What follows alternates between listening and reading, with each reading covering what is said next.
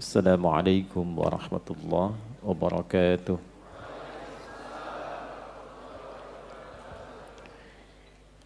Alhamdulillahi rabbil alamin.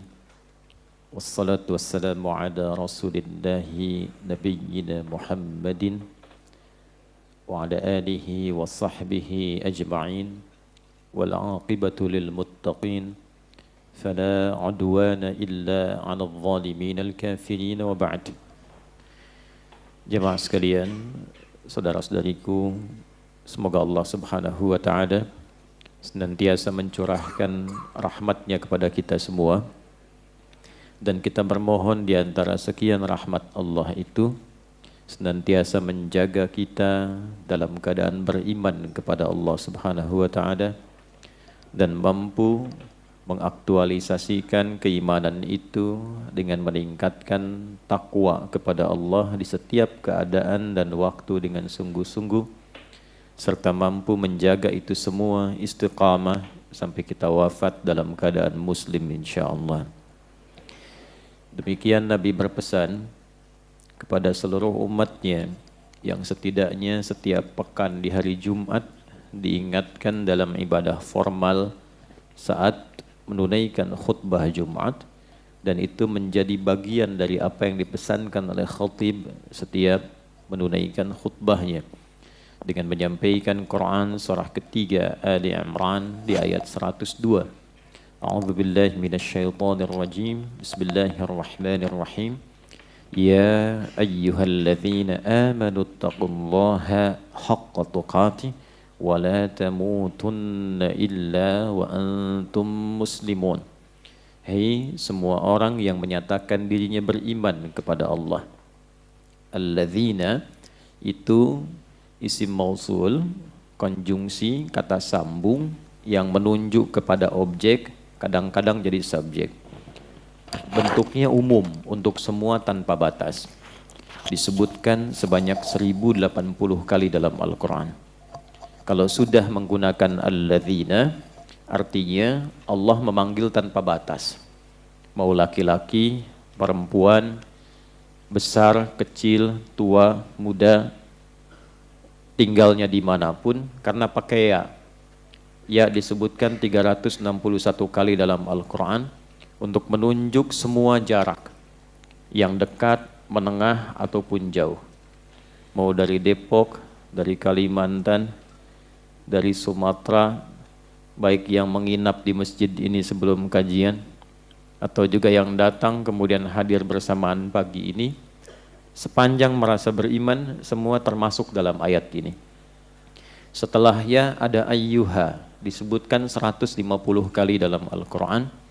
Ayyunya itu di gramatikal bahasa Arab disebut munada, itu untuk menguatkan pesan. Haknya tanbih, untuk mengingatkan.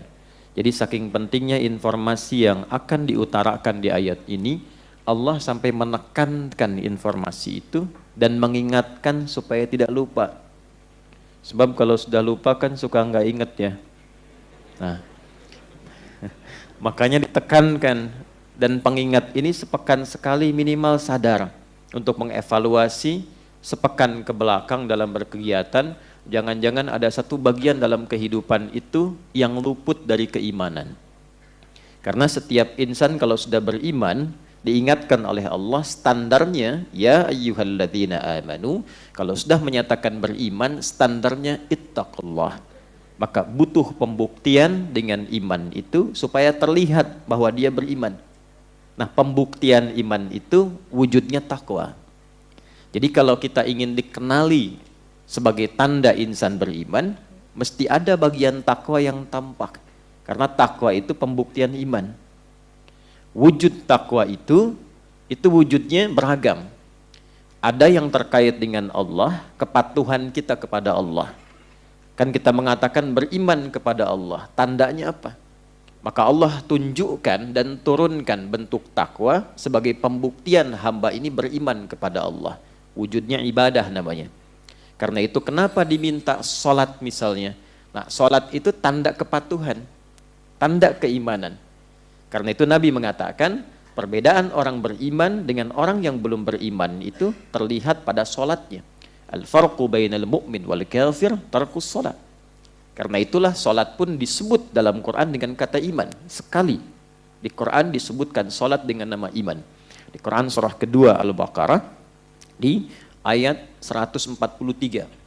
Ketika sampai ke menjelang ujung ayatnya Allah berfirman, "Wa ma kana Allahu liyudhi'a imanakum." Di situ salat disebut dengan iman.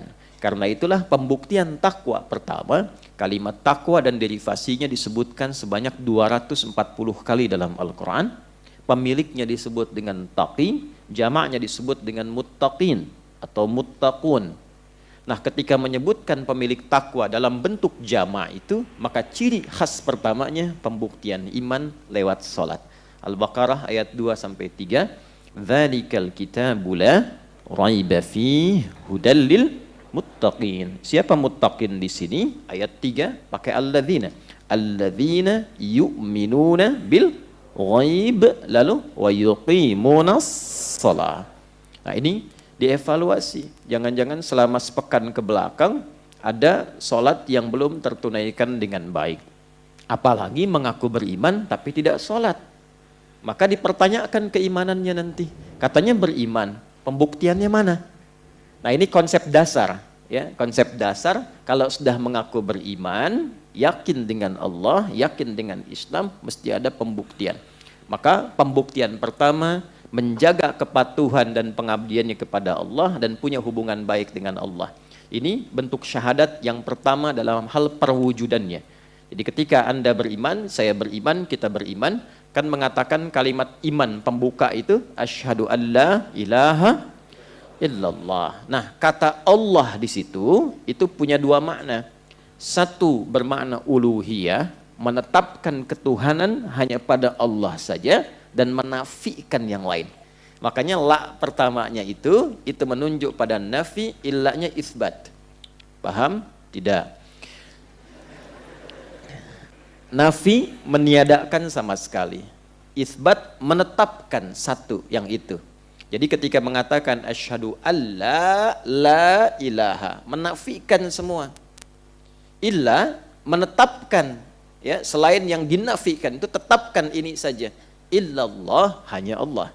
Jadi kalau sudah mengatakan asyhadu alla ilaha illallah, artinya komitmen menetapkan Allah saja sebagai Tuhan dan menepikan atau menafikan yang lain. Yang kedua, kata Allah itu bermakna al-ma'budul haq, yang disembah itu saja. Jadi kalau sudah meyakini Allah Tuhan, beriman tanpa ragu, pembuktiannya apa? Maka ma'budul haq, kita sebagai hamba, abid, sembah. Buktikan itu. Nah, lewat apa itu? Itulah yang dimaksud dengan perintah salat. Ada di mana urutan ini ditemukan? Tafsir syahadat, bersambung dengan ketuhanan, bersambung ibadah ke salat. Itu ada di Quran surah 20, Thaha di ayat ke-14. Allah berfirman, "Innani anallahu la ilaha illa ana." Itu uluhiyahnya. Fa'budni, itu ubudiyahnya. Bagaimana menyembah Allah? Wa aqimis sholata li dzikri. Itu salatnya. Jelas sampai sini? Nah, saat kita menunaikan sholat, itu pembuktian iman. Nah, kata umumnya untuk membuktikan itu disebut dengan takwa namanya. Karena itulah kalau kita mendengar tiap Jumat, misalnya khususnya yang laki-laki saat Jumatan, perwakilan dari keluarga datang, diingatkan dengan satu ayat, ya ayyuhalladzina amanu, disentuh imannya. Ya, dan bentuknya jamak. Makanya saat datang Jumat, jangan mewakili diri sendiri saja. Itu sebagai perwakilan keluarga. Jadi ketika dikatakan ittaqullah, bertakwalah kepada Allah, bukan hanya ingat diri. Mungkin andanya iya sholat, andanya ke masjid. Lihat istri bagaimana. Bukan istri orang, istri Anda. Hah? Ya, halo? Ya kan? Lihat anak bagaimana. Lihat yang di rumah seperti apa. Kan semua pengen ke surga gitu kan? Semua ingin mendapatkan rahmat Allah, semua ingin diberikan solusi. Maka jaga hubungan baik dengan Allah. Bukankah di rumah tangga ingin samara, sakinah, mawaddah dan rahmah? Bukankah ingin kesuksesan dalam pekerjaan? Bukankah ingin harta yang mencukupkan kebahagiaan? Bukankah kita sepakat semua pemiliknya adalah Allah? Anda menginginkan itu semua, tapi jauh dari Allah. Bagaimana membangun logikanya? Maka jalan yang terbaik dekati Allah. Nah, yang kedua, makna takwa itu bila disebutkan di Quran punya dimensi yang kedua, yaitu membangun hubungan baik dengan sesama makhluk. Puncaknya dengan manusia, karena makhluk itu ada tumbuhan. Makanya banyak hadis yang membimbing kita untuk merawat tumbuhan. Jangan rusak tumbuhan. Dalam keadaan marah pun jangan cabut tanaman sembarangan. Awas, hati-hati, yang lagi marah latihannya sama pohon pisang dipukulin, nggak boleh. Salam dari tanah kusir misalnya kan. Contoh, dalam keadaan perang loh, tingkat tinggi itu dilarang merusak tanaman. Itu Islam tuh sampai seperti itu, masya Allah. Pada hewan, sebentar lagi kan Idul Adha ya, ada hewan disembelih. Kan ada hewan tuh dibagi ke 3 bagian kan. Hewan yang dikonsumsi, hewan yang digunakan untuk membantu dalam hal pekerjaan seperti yang membajak. Yang ketiga, hewan yang digunakan sebagai kenyamanan dalam tatapan yang dipelihara. Itu 3 fungsinya. Ya kan? Antum kan tidak makan burung kasuari kan? Tapi untuk dilihat kan keindahannya, dengar suaranya. Ada sapi, kerbau yang digunakan untuk membajak, diambil tenaganya. Tapi ada yang dikonsumsi untuk dimakan. Memang diciptakan itu sebagai bagian dari konsumtif. Ibadah hewannya itu senang saat disembelih. Tapi Nabi pun mengatur cara menyembelihnya bagaimana. Sampai ke hewan begitu. Tajamkan pisaunya, bila dijatuhkan, jatuhkan tanpa menyakiti. Ya, saat menajamkan pisau, jauhkan pisau dari hewannya. Jadi nanti kalau mau nyembelih pas Idul Adha jangan sambil main-main. Sebentar ya, cepat kok, insya Allah nih tajam tuh. Nggak boleh. Jadi maksud saya begini, kalau pada tumbuhan dan hewan saja diminta berlaku yang baik, maka bagaimana dengan manusia? Jangan sampai tahajud rajin, tapi pada orang tua masih durhaka.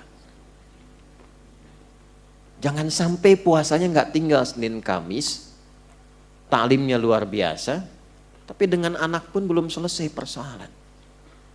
Dengan tetangga belum baik gitu. Itu dilihat dan dinilai. Dan itu dijadikan oleh Allah bagian dari sifat takwa. Kita ambil contohnya Quran, surah ketiga Al-Imran di ayat 133 sampai 134. Wasari'u ila maghfiratin min rabbikum wa jannatin arduha as-samawati wal ardu u'iddat lil muttaqin. Siapa muttaqin di sini yang dijanjikan surga seluas langit dan bumi? Ternyata amalan pertamanya amalan kedua tadi. Alladzina yunfiquna fis sarra wad dharra, yang gemar berbagi dalam kebaikan antar sesama. Wal kadhiminal ghaidha, yang mampu menahan amarah. Ini babnya luas. Artinya tidak banyak memprovokasi orang sehingga orang marah. Diprovokasi bisa tenang sehingga mampu memberikan solusi dalam kebaikan. Wal afina 'anin, membangun kedamaian, tidak senang berselisih, menghadirkan sifat maaf dibandingkan dengan sifat-sifat perselisihan. Wallahu yuhibbul muhsinin, banyak menebar kebaikan. Apa yang kurang baik dalam Islam? Semua baik, makanya disebut Islam. Tuntunannya disebut silmi, hasilnya disebut dengan salam. Orangnya muslim. Jadi kalau orang Islam muslimnya benar, menunaikan petunjuk Islam silminya benar, maka lahir salam. Salam itu kan damai, tenang, sukses, bahagia. Itu salam. Dan di 3 alam, bukan hanya di dunia. Wassalamun alaihi yawma wulida wa yawma yamutu wa yawma yub'atsu hayya. Quran surah ke-19 di ayat yang ke-15. Nah, sebelum kita memulai, ada baiknya kita mengevaluasi diri sampai dengan kita berada di duha kali ini. Apakah betul-betul sudah serius meningkatkan takwa supaya kita punya nilai di hadapan Allah Subhanahu wa taala. Karena itulah kalimatnya berbunyi ittaqullaha haqqa tuqatih. Jangan terlihat seperti serius di majlis ta'lim, tapi ternyata ketika keluar kembali kepada adatnya yang tidak disukai oleh Allah Subhanahu wa taala. Di dalam masjid baik, di luar masjid baik, pulang dari sini yang ada persoalan dengan Allah segera taubati. Sehingga mudah-mudahan saat wafat itu husnul khatimah. Ya. Keluar dari masjid ini wafat husnul khatimah. Nah, yang amin nanti mudah-mudahan langsung ya, langsung mendapat kebaikan kan, wafat kan ajalnya. Ya, baik. Dan tolong pulang dari sini pun lihat lagi dengan keluarga, perbaiki dengan kerabat-kerabat kita. Mudah-mudahan kita dikumpulkan dalam keadaan yang taat di hadapan Allah Subhanahu wa taala. Di pertemuan yang lalu, dalam langkah ikhtiar kita menguatkan keimanan dan membangun ketakwaan, kita telah belajar untuk mendalami intisari dari firman-firman Allah dalam Al-Quran, khususnya di masjid ini kita fokuskan di kajian juz amma, dan kita masih dalam pembahasan intisari surah An-Naba. Dari 5 poin atau intisari pembahasan di surah ini, poin pertama sudah kita detilkan, tinggal kelengkapan di poin pertama. Setelah itu 4 poinnya kita urai sehingga lengkap pembahasan, baru kita beranjak ke surah berikutnya. Di poin pertama yang terdahulu, kita telah membahas tentang bagaimana Allah memerintahkan untuk meyakini dan mengamalkan seluruh kandungan dalam Al-Quran, khususnya keyakinan kita adanya kehidupan setelah kematian. Kita telah detilkan di bagian pertama ini yang terkait dengan meyakini semua yang terkandung dalam Al-Quran. Intinya memahami Al-Quran sebagai pedoman hidup, bukan sekedar kitab bacaan. Saya sudah jelaskan dengan detil di pertemuan lalu. Mohon izin bagi yang baru bergabung, silahkan disimak materi yang lalu sehingga saya tidak perlu mengulang kembali. Tapi inti besarnya adalah keluarkanlah kurikulum dalam Al-Quran berupa ayat-ayat yang menjadi pedoman aktivitas kehidupan kita. Lihat apa aktivitas yang kita kerjakan, keluarkan ayatnya. Nanti praktek untuk mengamalkan itu, lihat petunjuk nabinya dalam hadis. Itulah faidahnya bagian syahadat yang kedua, wa asyhadu anna Muhammadan Rasulullah. Jadi semua aktivitas kita kalau ingin baik, ingin benar, keluarkan ayat Qur'annya, lihat hadisnya, praktekkan cara untuk mengimplementasikannya. Cara termudahnya kalau masih menemukan kesulitan, keluarkan kitab hadis yang judul besarnya itu Jami' namanya. Apa namanya? Jami'. Ya. Jadi ada Jami', ada Sunan, ada Musnad, ada Mu'jam. Saya ulang ya. Ada Jami', ada Sunan, ada Musnad, ada apa? Mu'jam. Kalau Jami' itu kitab hadis yang isinya tematik, tuntunan-tuntunan secara tematis tapi sifatnya komprehensif. Misal, kalau Anda ingin mencari tuntunan bagaimana cara menuntut ilmu yang baik, cari kitab Jami'. Ya, jangan cari kitab Sunan. Kalau Anda ingin mencari tentang bagaimana petunjuk berbisnis yang melimpahkan keberkahan dan hasil yang melimpah, cari kitab Jami'. Kalau Anda di birokrasi ingin belajar tentang nilai-nilai birokrasi yang diterapkan dimanapun dan berhasil dengan baik, cari kitab Jami'. Maka di Al-Bukhari ada kurang lebih 7.257 hadis. Ya, itu yang hitungan Ibnu Salah. 7.257 hadis. Imam Al-Bukhari itu hafalan bersanadnya saja minimalnya 100.000 itu. Ya, ada yang menyampaikan ke 600.000. Nah, dikeluarkan dari situ yang sahih kurang lebih 7.257. Itu disusun menjadi 97 tema. Jadi Anda keluarkan temanya.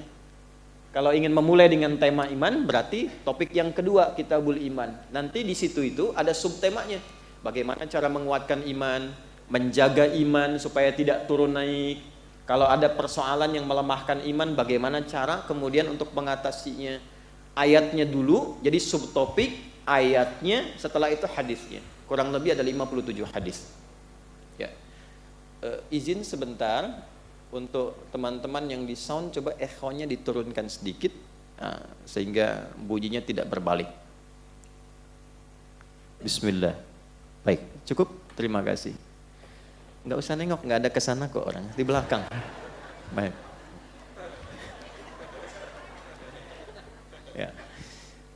Allahu Akbar. Lanjutkan. Kalau Anda ingin akses misalnya untuk kelengkapan, jadi ada yang ditemukan di Al-Bukhari, sebagian misalnya ingin diurutkan dengan lebih sistematis dan menemukan topik lain yang boleh jadi tidak ada di Al-Bukhari. Seperti tata kelola pemerintahan, Kitabul Imarah. Di Al-Bukhari nggak ada. Ditemukannya di mana? Sahih Muslim. Maka Imam Muslim datang dengan 4.000 hadis lagi, disusun menjadi 43 topik. Nah, jadi kalau ingin mengaplikasikan materi pertama, mengeluarkan kandungan sebagai petunjuk hidup, cari kitab itu dan tidak usah semuanya. Tidak usah semuanya. Apa saja yang jadi profesi kita, kegiatan kita, itu saja yang kita keluarkan. Seperti detailnya pernah saya bahas di pertemuan yang lalu. Sunan, kitab hadis yang disusun berdasar urutan fikih. Jadi kalau bapak, ibu ingin belajar cara toharah, wudu, sholat misalnya, apa yang harus dilakukan, apa yang harus didahulukan, itu yang dicari kitab sunan. Jelas ya? Misal, kita ingin memulai sholat dan berlatih serta belajar bagaimana cara sholat yang benar dari takbir sampai salam. Bahkan dimulai dari syaratnya wudu. Cari kitab sunan. Nanti muncul misalnya Sunan Abu Daud, Sunan An-Nasai, kan? Dan yang lainnya. Itu ada urutan di situ. Ingin tahu bagaimana caranya sujud dari i'tidal. Sami'allahu liman hamidah, Rabbana walakal hamd. Ingin sujud, itu dicari Al-Bukhari, di Al-Bukhari, sampai kiamat kurang 2 hari nggak akan ditemukan. Caranya itu bagaimana? Apakah dengan telapak tangan ataukah dengan lutut? Adanya di kitab sunan. Jadi di sini penting meluaskan wawasan. Jangan sampai berkesimpulan begini, kalau bukan di Al-Bukhari tidak sahih misalnya. Tidak begitu cara memahaminya. Ya, di kitab sunan pun yang sahih banyak. Imam Al-Bukhari itu mengurutkan penemuan beliau yang sahih. Tapi tidak semua materi yang ditemukan itu mencakup semua bahasan yang kita butuhkan. Paham? Baik. Kemudian yang ketiga musnad. Ya, musnad ini kitab hadis yang disusun berdasarkan periwayatnya. Biasanya kalau kita ingin belajar biografi seseorang yang ingin diteladani. Ibu misalnya, ibu kenal Sayyidah Aisyah. Ya, kenal di mana? Ya. Baik ya. Pernah dengar kan istri Nabi yang mulia, kemudian juga kegiatannya luar biasa pada pengetahuan, meriwayatkan banyak hadis. Ibu ingin belajar seperti Sayyidah Aisyah, cari kitab musnad. Bagaimana cara belajar Sayyidah Aisyah? Apa saja hadis yang dikumpulkan oleh beliau? Nah, itu nggak akan ditemukan pola untuk mendapatkan semua hadis dari Sayyidah Aisyah, baik di Al-Bukhari ataupun Muslim atau kitab sunan, kecuali di musnad. Ya. Tuh sampai kaget soundnya berubah lagi tuh. Ya, jangan diotak-atik lagi, yang tadi sudah bagus tuh. Semoga Allah ampuni yang otak-atik sound ini. Doa ampunan tuh mahal tuh, mahal sekali. Saya pun pengen itu. Ya. Kembali. Itu musnad. Musnad yang paling populer musnadnya apa? Ya, musnad Imam Ahmad bin Hanbal rahimahullahu ta'ala. Imam Ahmad bin Hanbal lahir tahun 163 Hijrah, hafal 1 juta hadis. Ya, berapa? 1 juta hadis. Baik. Saya berhenti sebentar untuk menyesuaikan dulu soundnya ya. Ya, biar enak mengajarnya, biar enak didengarnya. Bismillah. Ya.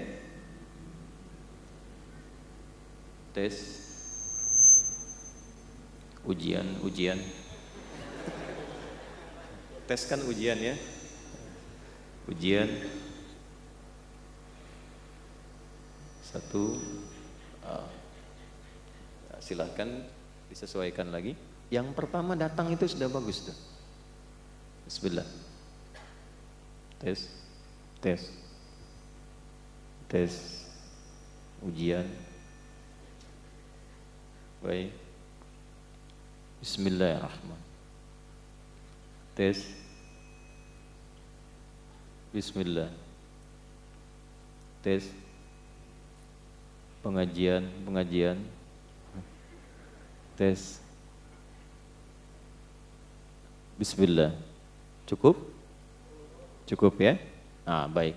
Cukup, Mas. Semoga Allah muliakan antum. Dan semoga Allah berikan hidayah kalau ada yang merubah lagi.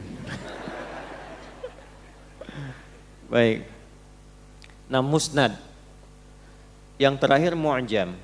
Mu'jam ini kitab hadis yang disusun untuk memudahkan kita mengakses hadis.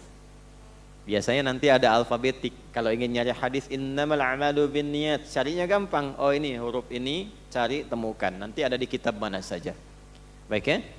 Nah, ini gambaran ringkas dari apa yang telah kita bahas pertemuan lalu. Sekarang kita akan sempurnakan.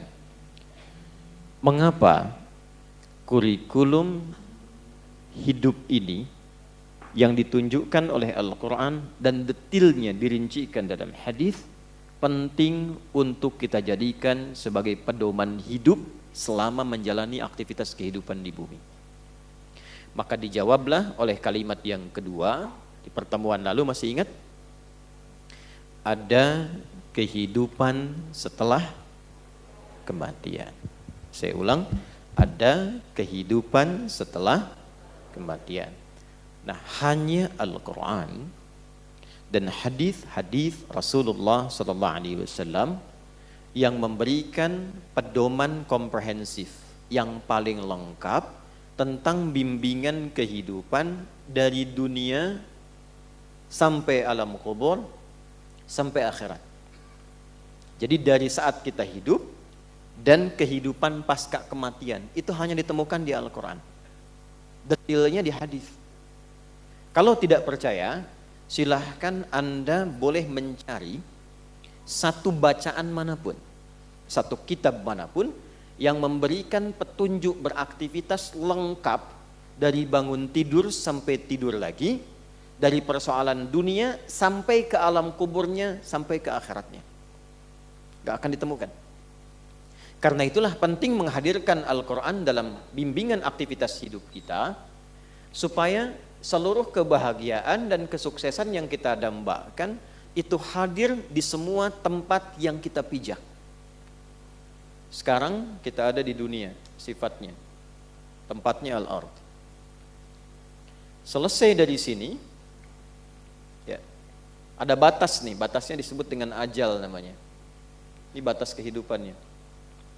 Dalilnya Quran, surah ke-7 contohnya, ayat 34. Walikulli ummatin ajal fa idza jaa ajaluhum la yastakhiruna sa'atan wala yastaqdimun. Semua yang berkehidupan, pakai umat langsung, enggak satu dua orang. Semua yang berkehidupan di dunia itu punya batas waktu, enggak ada yang abadi. Saya ulangi, tidak ada yang abadi. Semua punya batasnya dan akan meninggalkan tempat ini. Karena itulah setelah tiba batasnya, fa idza jaa ajaluhum la yastakhiruna sa'atan wa la yastaqdimun. Tak bisa ditawar apakah diundur ataupun ingin dimajukan.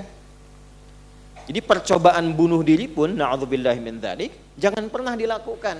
Sebab sia-sia, kalau belum datang ajal nggak akan meninggal. Minum obat nyamuk sebaskom, harap-harap pengen meninggal misalnya. Kalau belum tiba ajal nggak akan meninggal. Alih-alih demikian, lebih baik belajar mengentaskan persoalannya, bukan meratapinya. Islam itu datang dengan bimbingan. Ketika ada masalah, ini jalannya.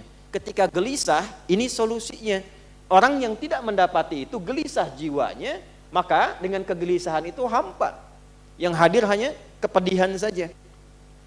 Nah, saat ditinggalkan ini, bahkan lisan kita pun sudah mengatakan telah meninggal dunia, ya kan?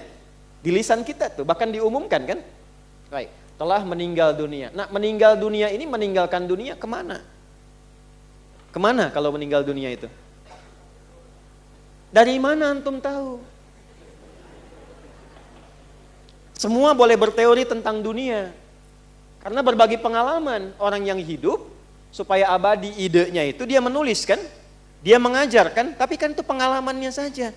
Siapa yang pernah meninggalkan dunia, balik lagi ke dunia sehingga bisa menulis kisah tentang perjalanan pasca dunia? Nggak ada. Karena manusia terbatas di sini, yang bisa memberikan informasi yang paling valid itu yang pencipta segalanya. Karena itulah kalau ada keterangan di kitab manapun, yang menerangkan detil kehidupan pasca dunia, itu menunjukkan bahwa kitab itu bukan karya manusia. Kitab itu pasti berisi informasi dari penciptanya. Ini yang menunjukkan kebenaran Al-Quran, karena cuma di Quran ditemukan informasi itu. Setelah itu kemana, bagaimana cara pulangnya, dan kalau kita mau riset, semua yang meninggal itu persis seperti sama yang disampaikan Quran. Baik yang tenang husnul khatimah, ataupun yang gelisah yang su'ul khatimah, ciri-cirinya persis sama. Ya. Dan diterangkan detailnya setelah itu bagaimana. Nah inilah yang kita terangkan untuk menunjukkan kebenaran apa yang disampaikan di alam Quran, dan sekaligus menetapkan kebenaran Islam sebagai agama. Ya, makanya sebagai muslim tuh mesti belajar ini untuk menguatkan iman dan bisa menjelaskan kalau ada yang bertanya. Jelas ya? Ini gambarannya. Setelah di dunia kemana? Ke kubur ya. Baik, tahu dari mana kubur? Tadi lewat. Itu tadi saya sampaikan ke pendamping, saya lihat Masya Allah ya, itu perbedaan taman tuh tipis sekali. Taman dunia dan taman kuburan. Yang olahraga itu kan berolahraga tuh di samping, saya lihat ada yang lari, ada yang senyum tertawa, sampingnya kuburan. Ya kan? Saya tuh tadi berpikir dari sekian orang yang berolahraga di situ, itu punya kesadaran nggak bahwa dia akan mati di situ? Ada taman lagi. Nah, nggak sampai di situ. Ada lagi nanti setelah di sini pindah ke alam yang sifatnya akhir, abadi. Nggak ada lagi alam setelah itu. Ya, akhir itu puncak sesuatu. Kalau ditambah tak ujungnya jadi akhirat, artinya puncak betul, batasnya di situ, nggak ada lagi setelah itu. Maka kalau di sini ada dunia, di sini ada apa? Akhirat. Akhirat. Kenapa ada tak di ujungnya? Untuk menunjukkan ini yang habis terakhir. Nggak ada lagi setelah itu. Siapa yang bisa menjelaskan informasi yang ada di sini? Di sini pun sudah kesulitan. Maka Al-Quran datang membawa pedoman untuk memberikan bimbingan kepada kita supaya mendapatkan persiapan, pencerahan, kebahagiaan dan kesuksesan di tempat yang sedang kita pijak, mempersiapkan ke tempat yang akan kita naungi setelah meninggalkan dunia, plus memberikan bekal pengetahuan untuk persiapan ke tempat akhir yang menjadi tujuan. Jelas di sini? Nah, pembahasan kita sekarang adalah masuk ke sini. Ini yang banyak diperdebatkan saat surat An-Naba itu diturunkan. Karena sebagian merasakan dan menyimpulkan hidup tuh hanya di sini. Mumpung masih di sini, nikmati kehidupan karena tidak ada lagi kehidupan setelah kematian. Maka Quran menjelaskan, datang dengan keterangan, amma yatasa'adun anin naba'i azim alladhi hum fihi mukhtalifun. Kalla thumma kalla. Nah, sampai 5 ayat ini muncullah keterangan-keterangan yang terkait kehidupan pasca kematian. Itu yang coba kita akan bahas saat ini sehingga melengkapi poin nomor 1 dari intisari surah An-Naba dari 5 yang akan kita bahas bersama. Ini kajian baru dimulai.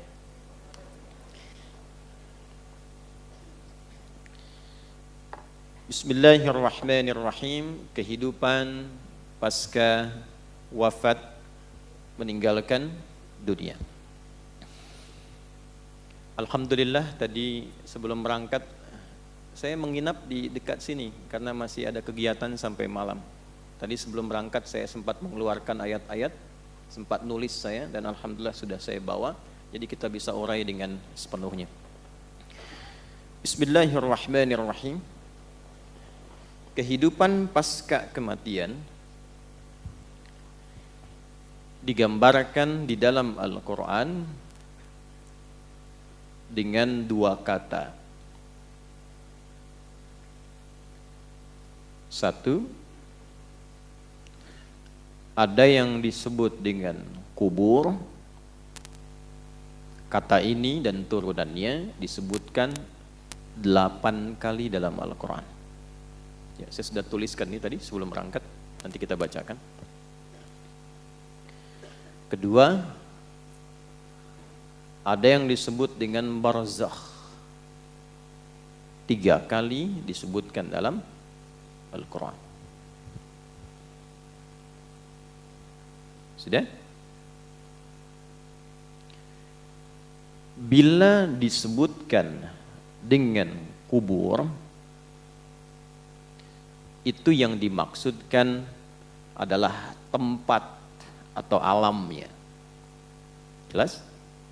Tempat atau alamnya. Bila disebutkan dengan barzakh, itu adalah pemisahnya dengan alam yang lain. Jadi kalau kita mendapati kata barzakh, maka yang dimaksud adalah dinding pemisahnya. Baik itu dengan dunia yang sebelumnya ataupun dengan akhirat yang setelahnya. Pelan-pelan. Yuk, sekarang kita mulai dulu sebelum ke sana dengan Quran surah ketiga Ali Imran ayat 185.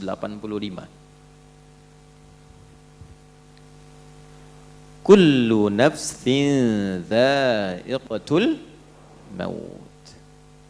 Setiap yang bernyawa itu pasti akan merasakan, mengalami kematian. Maut. Saya ingin tunjukkan betapa detailnya Quran memberikan informasi kepada kita. Setiap yang bernyawa, kullu nafsin. Nah, nafas ini sumber kehidupannya. Ini.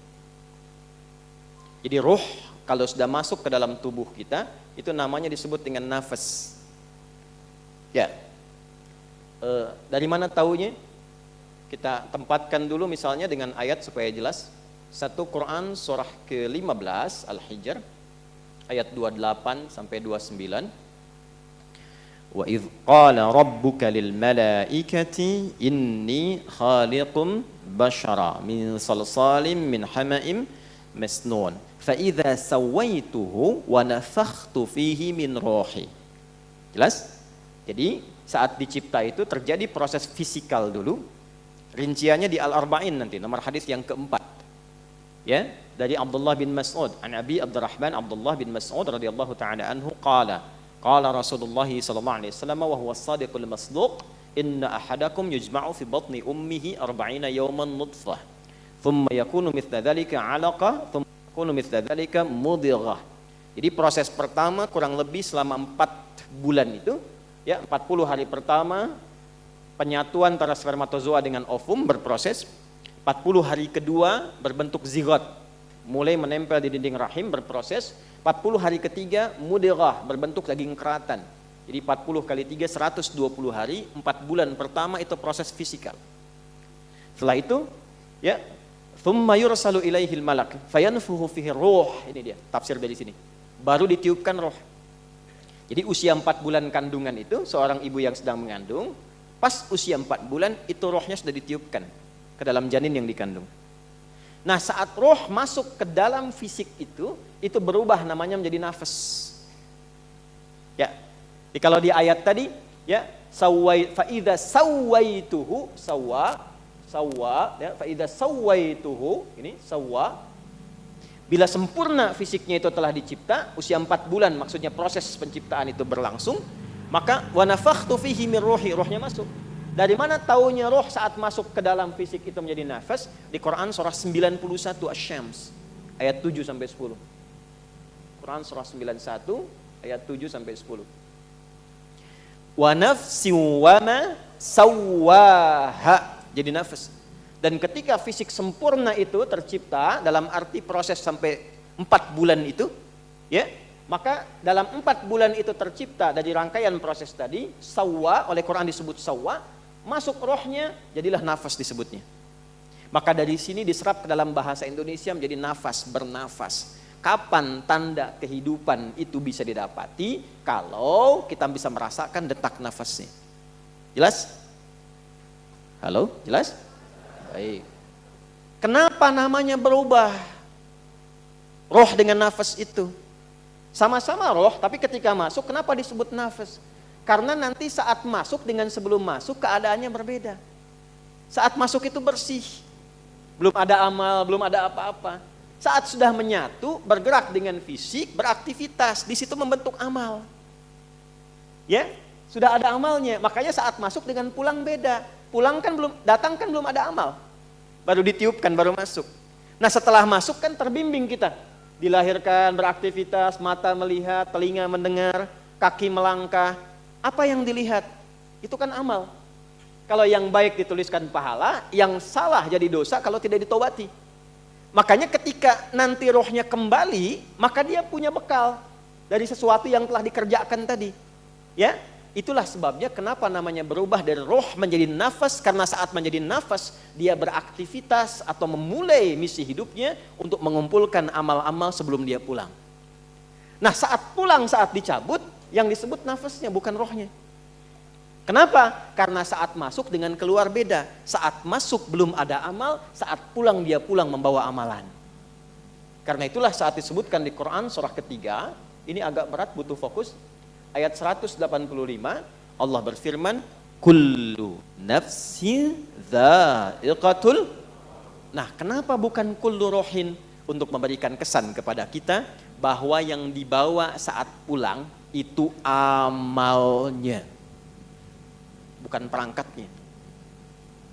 Itu poinnya. Jadi pastikan saat pulang bawa amal yang benar. Makanya Nabi mendetilkan, orang ngantar ke alam kubur pun dengan jenazah itu kalau sudah masuk keranda ya. Kalau dia meninggal itu mayit namanya. Sudah dibersihkan, disolatkan, masuk ke keranda, jenazah namanya, diangkat. Nah, orang yang ngantar jenazah pun sampai ke alam kubur itu, apa yang dibawa oleh mayit itu saat masuk ke kubur, itu semua tinggal. Amalnya, yang lain pergi. Semua tinggal, apanya? Amalnya. Yang lain pergi. Coba yang antum kumpulkan tuh, harta benda. Mobil ikut gak? Gak. Pakaian ini, handphone ikut gak? Tidak. Ya? Suami meninggal, istri ikut. Tuh, udah jawab sendiri, enggak. Istri meninggal, suami ikut. Tuh, makin kencang, enggak. Ya kan? Baik, artinya apa? Yang mengantar saja pulang lagi. Yang ikut apanya? Nah, kalau sudah sadar amalnya yang ikut, maka siapkan amalnya supaya bisa ikut dengan baik. Karena itulah ketika disebutkan kata nafas, mengingatkan kepada kita, sebelum meninggal, udah punya amal belum? Coba kalau ditanya sekarang, udah punya amal belum? Sudah tahu belum? Masih nggak serius juga. Jelas ya? Ini gambaran pertamanya. Karena itulah dalam Islam diajarkan bagaimana beraktivitas di dunia yang melahirkan kenyamanan, saat bersamaan cari bekal supaya saat meninggalkan dunia nyaman juga. Baik, ini bagian pertama. Sebelum kita bicara tentang kubur, alamnya, tempatnya, barzakh pemisahnya, sebelum sampai ke sini bicara dulu persiapannya. Jelas? Baik. Tenang, pelan-pelan. Tenang. Baik kan? Pelan-pelan. Nafas akan kedatangan apa tadi?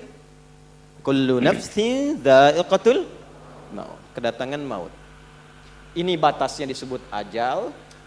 Kalau sudah sampai di ajal ini, maut tiba. Siapa yang ditugaskan membawa maut? Quran lagi. Kita pakai Quran aja, nggak usah ngarang ya.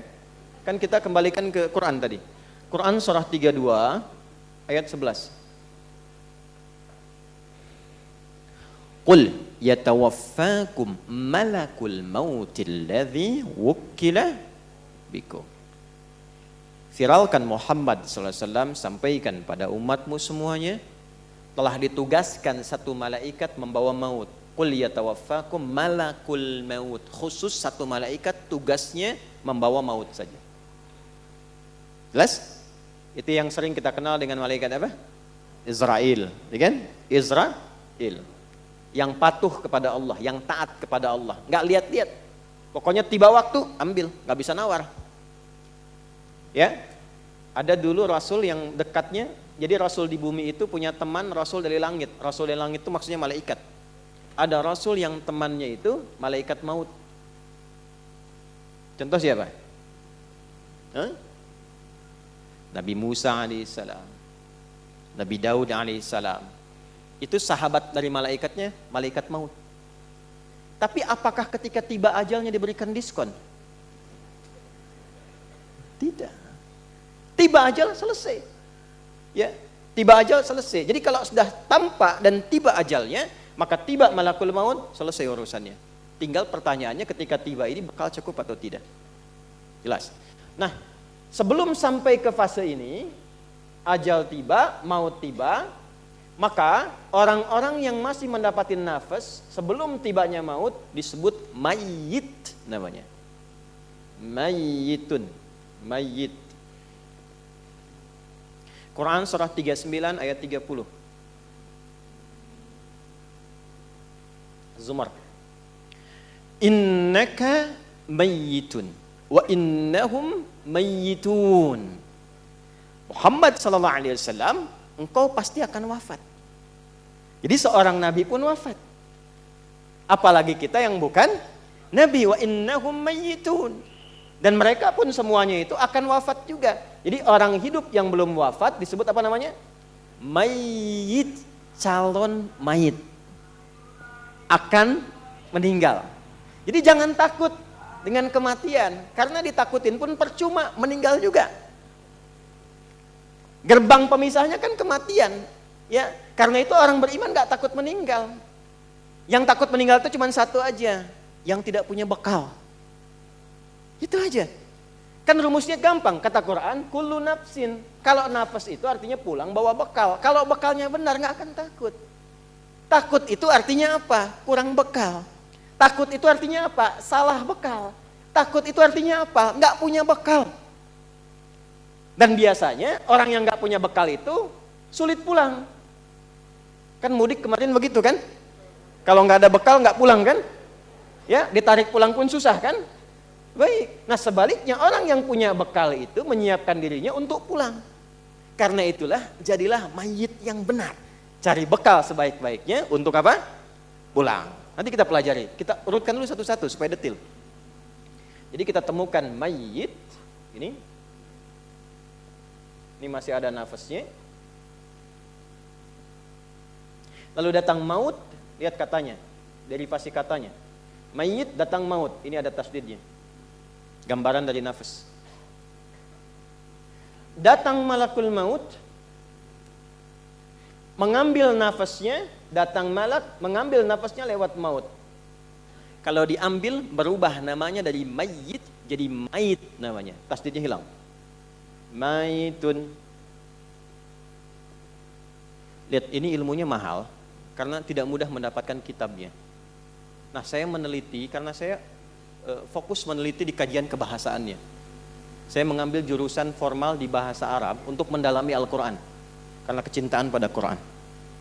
Nah, ini tidak mudah mendapatkan ini. Jadi ini bukan ilmu otak-atik. Dan saya nggak punya TikTok. Sekali ketik diketok gitu ya. Nggak ada. Saya nggak punya. Ya, saya cuma dua yang nggak punya, satu Twitter, kedua TikTok, saya nggak punya. Jadi kalau ada akun mengatasnamakan nama saya, itu bukan saya. Jelas ya? Yang lain ada yang formal. Balik ke sini. Ini kalau sudah diambil nafasnya, meninggal, datang maut, ini jadi hilang tasdidnya jadi sukun begini. Maitun. Coba baca yang ini. Mayyitun, yang ini. Tuh. Perhatikan baik-baik. Kenapa tasdidnya hilang diganti dengan sukun? Ini mahal sekali ilmunya. Kenapa tasdidnya hilang diganti dengan sukun? Sukun itu artinya apa? Mati. Ya kan? Bukan hanya mati. Kalau ada sukun kan dimatikan kan? Bukan hanya mati. Sukun itu seakar dengan kata sakinah, artinya tenang. Usahakan kalau wafat, kalau meninggal, kalau mati, usahakan wafatnya tenang. Tidak mungkin orang tenang itu kecuali punya amal yang baik. Nah, amal yang baik itu dilahirkan lewat apa? Dari ketaatan, dari bekal yang dikumpulkan. Nah, ketenangan yang dilahirkan dari sebuah ketaatan, bahasa Arabnya disebut dengan tuma'nina. Dari itma'anna yatma'innu. Bukankah saat sholat ada tuma'nina? Ruku tumaninah kan? Hatta tatma'inna raki'ah. Sujud tumaninah kan? Hatta tatma'inna sajidah. Apa yang dimaksud tumaninah di sana? Merasakan kenikmatan dalam ibadah sehingga meresap ke dalam jiwa. Pancarannya dalam aktivitas. Nah, kalau banyak dikerjakan sifat ini, memberikan pengaruh ke nafas. Nafas kalau banyak diisi tumakninah, maka dia akan punya sifat tumakninah. Sifat yang melekat kepada nafas berubah katanya dari tumakninah menjadi mutmainnah namanya. Nafas yang memiliki tumakninah disebut dengan nafsul mutmainnah. Maka turunlah Quran surah 89 ayat 27 sampai 30. Ya ayyatuhan nafsul mutmainnah irji'i ila rabbiki radiyatan mardiyah. Hei jiwa yang tenang, karena sudah punya banyak bekal. Ya kan? Sekarang cepat tinggalkan dunia, pulang. Nah, ini yang akan kita bahas. Kamu cepat pulang. Aku sudah ridha dengan kegiatan dan bekalmu selama hidup di dunia. Engkau pun akan ridha dengan pemberianku yang aku siapkan saat engkau meninggalkan dunia ini. Makanya ketika mendapatkan kalimat itu, hatinya makin tenang. Itulah yang menyebabkan orang meninggal itu ada yang senyum. Ya kan? Terus tiba-tiba punya waktu sujud, saking bersyukurnya. Malu ala Dauda, syukra. Jadi keluarga Daud itu kalau sedang bersyukur, sujud tuh. Ada yang sujud, ada yang senyum. Ada yang bahkan menyiapkan diri. Kenapa? Karena dia sudah merasakan panggilan yang memberikan ketenangan pada jiwanya. Bekalnya siap. Ya, radiyatan mardiyah. Fadkhuli fi ibadi. Masuklah dalam golongan hambaku, ibad. Kita tuliskan ini, tuliskan dulu. Wadkhuli jannati. Jannah ditemukannya di mana? Kita lihat. Allah sudah memberikan pendahuluan. Saat akan meninggalkan dunia ini sudah dibuka oleh Allah untuk menguatkan persiapannya selama ini. Disiapkan alamnya di sini, ditunjukkan surganya di sini. Bahkan ada orang-orang yang saat wafatnya sudah ditunjukkan tempat surga, tempat pulangnya. Pernah dengar seorang saleh sama Asyah? Sayyidah Asyah, istrinya siapa? Firaun. Bukankah saat diikat di tiang dan akan dieksekusi, tiba-tiba beliau berdoa kan? Ya. Rabbi najjini min Fir'auna wa amalihi. Ya Allah, mohon anugerahkan aku keselamatan dari buruknya siksa Firaun. Jadi beliau ingin menunjukkan manfaat dari keimanan saya selama ini. Ya Allah, tolong buktikan sebelum saya wafat. Ya, jangan berikan kepada saya rasa untuk dihukum oleh Firaun. Maka apa yang Allah tampakkan? Allahu Akbar. Saat diikat itu, tiba-tiba ditampakkanlah tempat indahnya di surga. Istananya ditampakkan. Lalu beliau tersenyum. Saat senyum itulah kemudian diwafatkan oleh Allah sebelum mendapatkan hukuman Firaun itu. Dan saat senyum itulah Firaunnya komen. Itu langsung dislike saja. Ya. Kan kalau ada orang komen, like, share, and ya, kalau ini dislike saja langsung. Apa kata Firaun? Ini perempuan mau disiksa kok malah senyum. Karena ada yang tidak tampak dalam pandangan manusia sebelum seseorang kembali kepada Allah Subhanahu wa taala. Karena cukup bekalnya, tenang jiwanya, ditampakkan tempat pulangnya dan pulang dia dalam keadaan kesenangan yang sangat luar biasa. Nah, ini sudah fitrah, teman-teman. Sukun ini fitrah, kalau sudah mayit sukun. Cuman gak banyak orang sadar ketika melihat sukun. Saya melihat sampai orang Jepang pun bikin film animasi, ya, itu yang Dragon Ball itu loh. Yang tulisan Sasuke Watanabe tahun 96. Ya kan? Son Goku saat mengkamehameha Piccolo kan, ya kan? Tiba-tiba mati, atasnya ada bulatan kan? Anda bayangkan, orang-orang yang bikin tulisan, bikin cerpen, bikin komik macam-macam, itu sudah fitrah ini ada bulatan ini. Tapi orang beriman beda cara pandangnya. Saya nggak nonton, cuma saya senang baca. Jadi saya berpikir orang sadar dengan teorinya, tapi kita diberikan oleh Allah keimanan, seharusnya kita sadar dengan imannya. Nah, sekarang kalau sudah paham ini secara teoritis, kita bahas apa alamnya yang dimaksud di sini, apa persiapannya selama hidup menjadi mayit di sini, dan bagaimana kita menyusunnya. Itu yang coba kita uraikan dalam bagian kedua di materi kita.